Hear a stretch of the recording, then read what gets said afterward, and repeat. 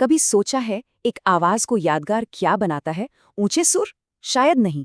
असली जादू तो उसकी जड़ों में होता है, उसकी नींव में।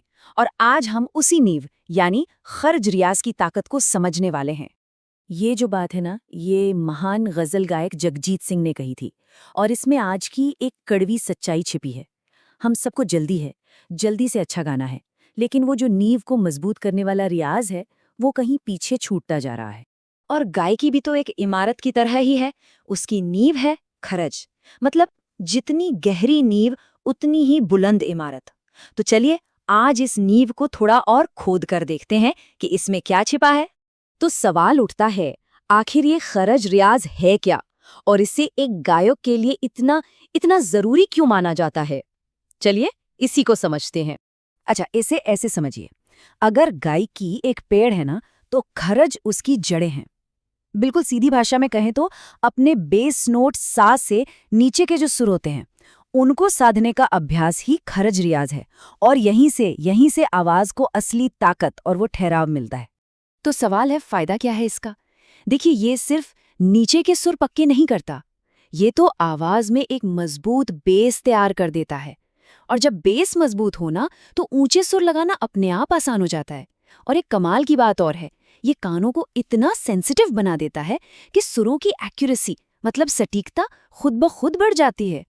देखिए, ये कोई नई फैंसी टेक्निक नहीं है। भारतीय शास्त्रीय संगीत के जो बड़े बड़े दिग्गज हुए हैं, उन्होंने अपनी जिंदगी का एक बहुत बड़ा हिस्सा इसी फाउंडेशनल प्रैक्टिस को दिया है। तो चलिए देखते हैं कि वो इसे करते कैसे थे। सबसे पहले बात करते हैं भारत रत्न पंडित भीमसेन जोशी जी की। उनकी आवाज एक पहाड़ की तरह मजबूत थी, है ना? उनका राज क्या था? बस एक शब्द, ठहराव, स्थिरता। उनका मानना था कि हर चीज सा से शुरू होती है, और वो घंटों तक सिर्फ एक सुर, बस सा पर टिके रहते थे, तब तक जब तक कि वो पत्थर की लकीर की तरह स्थिर ना हो जाएं। सोचिए, यही था उनकी गायकी की उस जबरदस्त ताकत का राज। अच्छा, अब एक और महान कलाकार की बात करते हैं, उस्ताद आमिर खान साहब। उनका तरीका थोड़ा अलग था, लेकिन उतना ही असरदार। उनका तरीका ना एक तरह का मेडिटेशन था, ध्यान जैसा। वो बहुत ही धीमी गति में, मतलब अति विलंबित में एक एक सुर को खोलते थे। इसके लिए वो एक खास मेरुखंड तकनीक का इस्तेमाल करते थे। इसमें होता क्या है कि सुरों के छोटे छोटे पैटर्न्स को निचले सुरों में गाया जाता है, और ये आवाज पर कंट्रोल पाने का एक बेहतरीन तरीका है। तो इन महान कलाकारों से प्रेरणा लेने के बाद अब सवाल ये है कि इस प्रैक्टिस को शुरू कैसे किया जाए। चलिए इसे कुछ बहुत ही आसान स्टेप्स में समझते हैं। तो शुरू करने के लिए क्या करना है? सबसे पहले आराम से सीधी कमर करके बैठ जाइए। अब अपना मिडिल सा ढूंढिए और उसे टिकाने की कोशिश कीजिए। जब वो स्थिर हो जाए तब धीरे धीरे एक एक करके सुर नीचे उतरना शुरू करें। हर सुर पर पहले पहले की आवाज करनी है, उसकी वाइब्रेशन को महसूस करना है, और फिर मुंह खोलकर में उसे होल्ड करना है।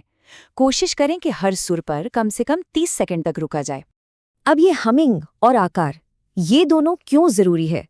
देखिए, हमिंग से क्या होता है कि सुर की वाइब्रेशन को सही जगह पर, मतलब छाती में महसूस किया जाता है, और आकार से उसी सुर पर ठहराव और स्थिरता की प्रैक्टिस होती है। अच्छा, अब आते हैं सबसे जरूरी हिस्से पर। देखिए, खरज का अभ्यास बहुत पावरफुल है, लेकिन अगर इसे गलत तरीके से किया तो ये नुकसान भी कर सकता है। तो कुछ सावधानियां हैं जिन पर ध्यान देना बहुत बहुत जरूरी है। सबसे बड़ा नियम क्या है? जोर जबरदस्ती बिल्कुल नहीं करनी है। आवाज पर कोई दबाव नहीं डालना, उसे अपने आप खुलने देना है। हमेशा इस बात का ध्यान रखना है कि वाइब्रेशन छाती में महसूस हो, गले में नहीं। और अगर जरा सा भी दर्द या खिंचाव महसूस हो तो तुरंत रुक जाना है। तो देखिए, तकनीक पता चल गई, सावधानियां भी। अब सवाल सिर्फ एक ही बचता है, क्या अपनी आवाज की नींव को मजबूत करने के लिए हम तैयार हैं? क्योंकि याद रखिए, एक बुलंद इमारत बनाने का पहला कदम हमेशा पहली ईंट रखने से ही शुरू होता है।